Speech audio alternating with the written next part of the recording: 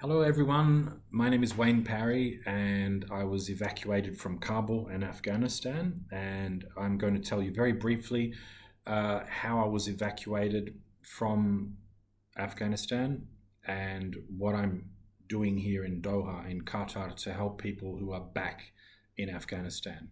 So basically, on Tuesday, I was told by my government, the Australian government, to get to the airport and make your way to the area where you'd be processed and you'd be put on a plane to Dubai.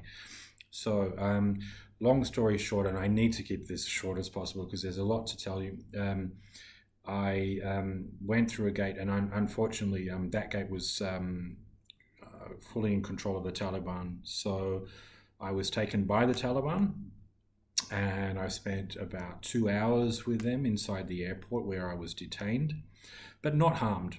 So I was never in any danger in terms of, well, they're all armed, and at some point there were over 25 of them just surrounding me. So I was always with them, and they led me into the airport, into an area where I had to sit with them until they could work out what to do with me. I know that sounds scary, but under no circumstances did I think that anything really bad was going to happen, except that I might miss my plane. And it was very clear in the email, you miss this plane, that's possibly your last chance. So 2 hours with the Taliban, negotiating my way out of there so that I could get safely into a part of the airport where the US soldiers could then take over and lead me into the right area where I should have been. And it was quite an experience, especially outside the airport where the Taliban were firing guns over our heads. When I say our heads, I mean everybody, thousands of people who were outside the airport. You've no doubt seen the news articles. Yeah, as I was inside, I'd say safely with the Taliban, I could hear gunshots turning into machine gun fire, which was quite scary. So, not something I would recommend for anyone else to hang out with the Taliban, but that's my part of the story. And with my foreign passport, I was probably a lot luckier than my friends and colleagues back in Afghanistan who have Afghan passports. And that's the part I want to talk about. It's not about me. Okay. So here I am in Doha, in Qatar. I was released from the US Army base in Qatar, and I'm now in the city where I'm waiting for a COVID test, PCR test, to be able to leave the country. So while I'm here, and when I leave Qatar, I have a big job to do, and that is to help a lot of people back in Afghanistan who qualify for different types of visas, humanitarian visas.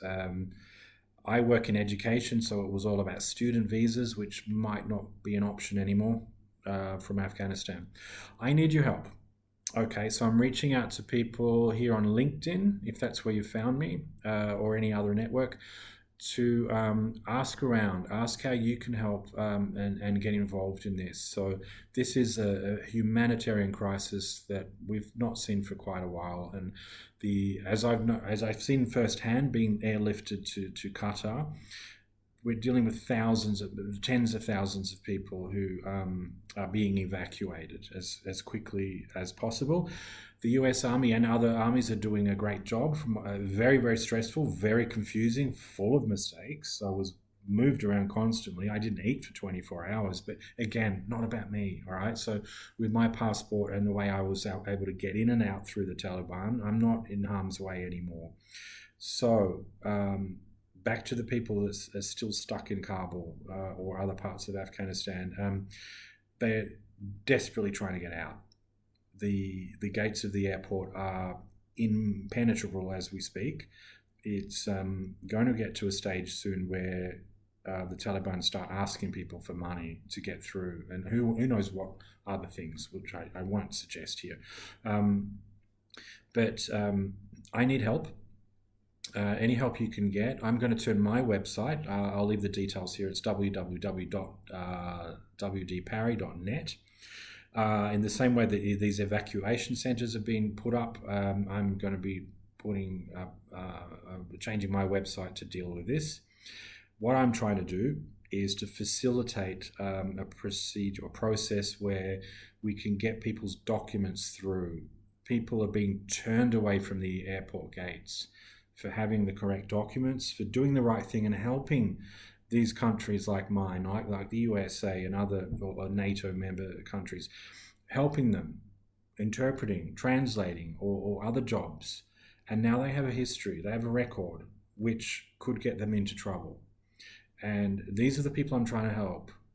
It snowballs when people realize what I'm doing, or their friends and family want to get on board, but prioritizing one step at a time. People who are directly involved in this and who are potentially targeted as, I think the word sympathizers, working for what they call the infidel, the enemy. So as a foreigner with my passport, I could manage my way through them, as scary as it was, through the Taliban, I mean. But with an Afghan passport, that's not the same. Many people have had their documents stolen, their phones stolen at the gate. So they came to Qatar with me with no luggage, no phone. Imagine, you cannot even contact your family to say you're safe or to say, I'm in Qatar, because we didn't know. So I'm trying to help people to get out of this sort of a situation, and I need your help. So anything you can do, I'm going to leave my email address here as well. I'll just type it because it's too long. We're looking at ways to set up funding, like a GoFundMe, for example. Migration help. If you know migration agents who can get on board, if you know people in any of these recipient countries, so as I'm Australian, I can act as a sponsor for people who want to go to Australia, but that's just one country, and that's a really difficult one. It's not the best one on the list, trust me. They're not good with refugee intakes at the moment, terrible record. So I need to spread that out to other countries, Canada, UK, New Zealand, all of Europe. Okay, maybe not the USA. They're very, very busy at the moment with their what we call SIV applications, and a lot of those people will miss out, and they will need these secondary countries like mine to pick up from where the USA left off. We need to help these people. Okay, I've seen firsthand. These are people I know personally. These are people that I work with. These are people that are stuck in Kabul. Can you imagine the feeling? And I know firsthand when I was apprehended by the Taliban and they were stalling me so that I would miss my flight. They wanted me to stay. And we had a very, I wouldn't say friendly conversation, but very neutral conversation about how, we all have families. We all have a life to go back to. We all have people who care for us, care about us and are concerned about our welfare. And I need to get on that plane and reassure people that I'm okay and I'm safe and I'm out of Kabul and I'm out of Afghanistan. I cannot say the same thing about these people I've left behind. So you can feel that there is a bit of guilt here that, I've been able to get on a plane and leave, and I'm safely here in Qatar. Thank you to the Qatari government for taking me and other people in. Thank you to the US Army for airlifting us to their base in Qatar. I now need your help to get it's safety in numbers, it's volume. Reach out and speak to people and say, what can we do to help? Whether it's people who have skills that can do things like help me process these applications and get them to the right governments, to the right departments. We're dealing with bureaucracy on such a level here. People have been knocked back because of the wrong signature, the wrong person, the wrong position. It's ludicrous. They've got their families behind them who need to get on a plane and out of that place before something really bad starts to happen. And I've seen bad things happen already prior to a Tuesday. I've forgotten what date that was, but today's the 22nd of August. So a few days ago, I was back in Kabul, all right? So the situation is deteriorating every day, and these people will be stuck. And we need to work out a way to get them out of there. I need to work out a way to negotiate with people back in Kabul, including the Taliban. So I'm not finished with those people. And So yeah, I don't mean to sound vague, but any assistance you can provide, please just email me, message me here, um, and we can work something out. If people in your government can do something, um, then on behalf of those people, I really, really appreciate that. So thank you for your time. It's a long-winded 10-minute story here, but this is really, really important right now as we speak, and this will be going on for months and months, I imagine.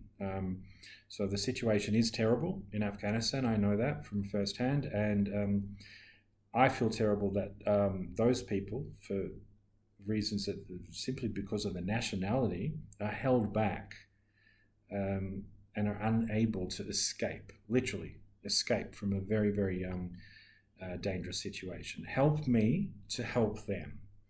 And I'll fill you in on more details if you reach out to me by email or go to my website, and I'll eventually update it to include more information. Okay, I'm exhausted, but I've got a lot to do, so I cannot rest. I have so many people to help. Please help me, and let's help them get out of that very, very dangerous situation. Thank you for your time.